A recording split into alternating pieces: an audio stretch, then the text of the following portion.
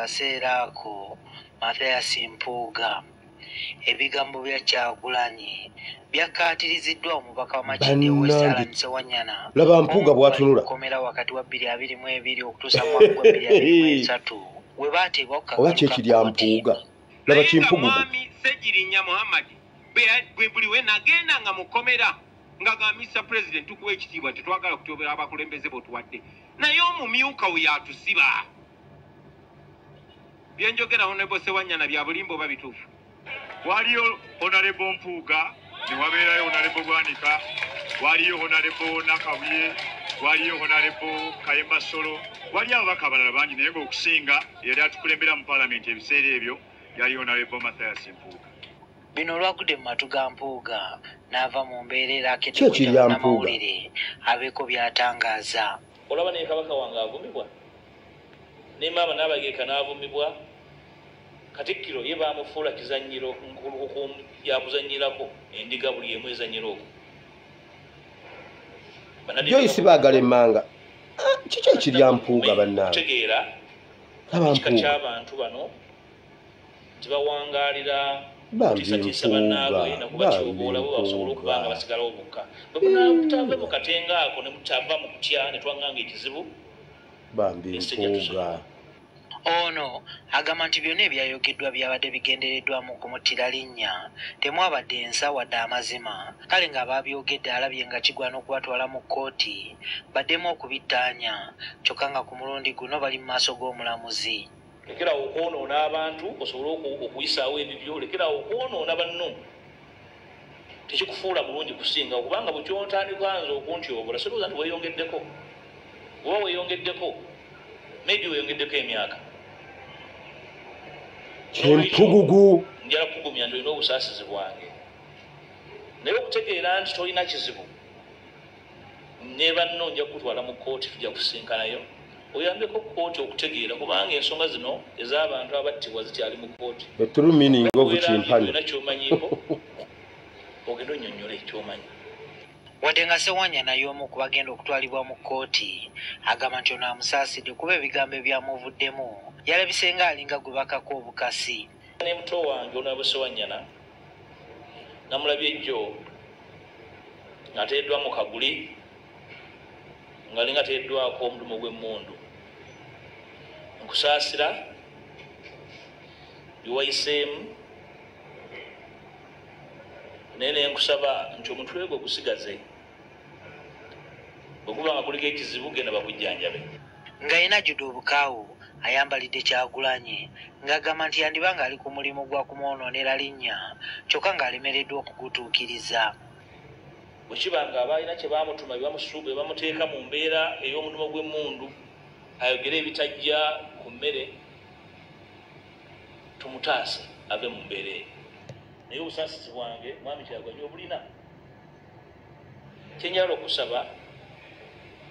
nti lekerawo okuzannyira mu nsonga enkulu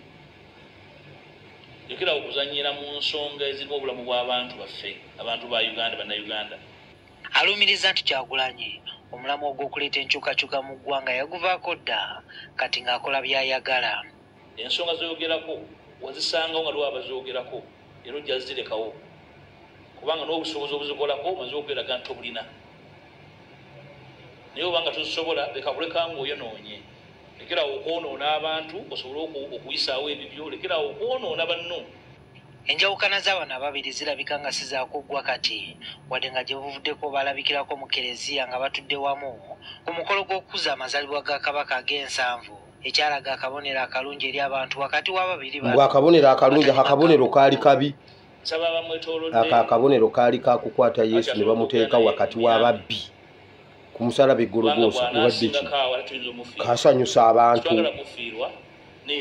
era ne bannamawulire muwaayiriza abantu tulabye. Kyokka Mpuuga tabadde mulambulukufu ku ddi lwagenda kutwala nsonga zino mu kkooti kyokka ng'agamba yamaze dda okulagira bannamateeka be okutegeeza ababiri bano nga bwe bagenda okusisinkana mu kkooti. Juma Kiriya, NTV Akawungezi. Now kasooka entereeremu wano Mpuuga wulira ebigambo bino President Kyagulanyi yakuba oluyimba n'agamba bw'ati alina gwe yali abbirako gwe yali abuulira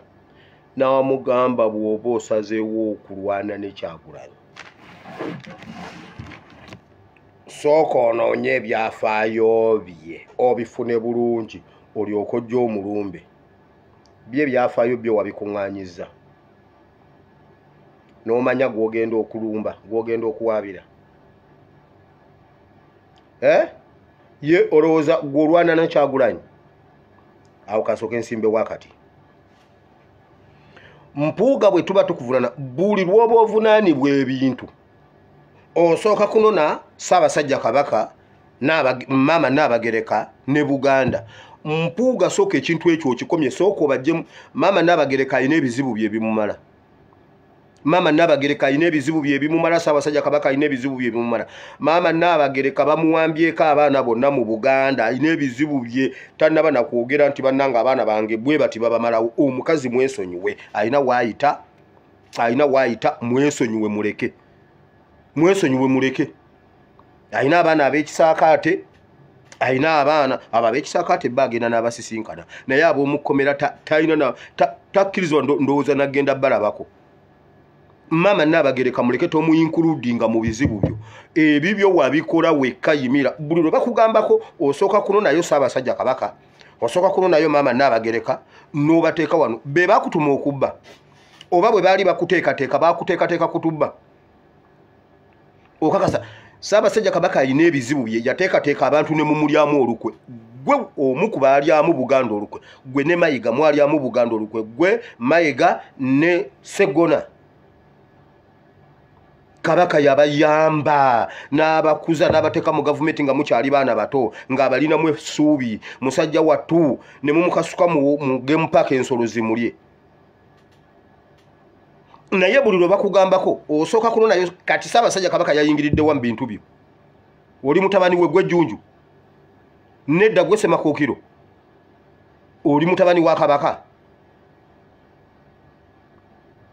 mpuuga oli mulangira oba oli mumbejja yimirira wekka owuze ebintu byo wekka nedda mpuuga njagala ogenda owaabe ebintu bino twabiwaako dde obujuliza abantu twabagamba ne maama ffe tetulina nnyama mu maaso mpuuga omanye okutematema kw'abantu e Masaka weewaawo mu Mukama waffe Yesu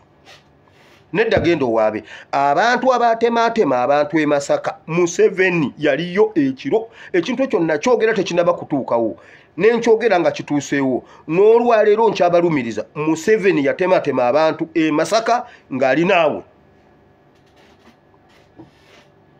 watuuzako ku press conference ku nsonga z'okutematema abantu